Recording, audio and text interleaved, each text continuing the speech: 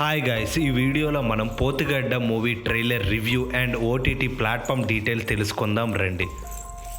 ఇక స్టోరీలోకి వెళ్తే, ఒకరంటే ఒకరు పిచ్చిగా ప్రేమించుకున్న ప్రేమ జంట ఇంట్లో వాళ్ళకి చెప్తే పెళ్లికి ఒప్పుకోరని ఇంట్లో నుంచి పారిపోతారు.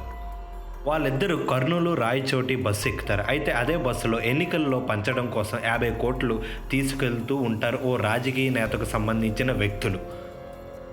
ఆ డబ్బులు ఎట్టి పరిస్థితుల్లోనూ ప్రజలకు చెందకూడదని ఆ రాజకీయ నేత ప్రత్యర్థి పార్టీ వాళ్ళు బస్సుపై దాడి చేస్తారు.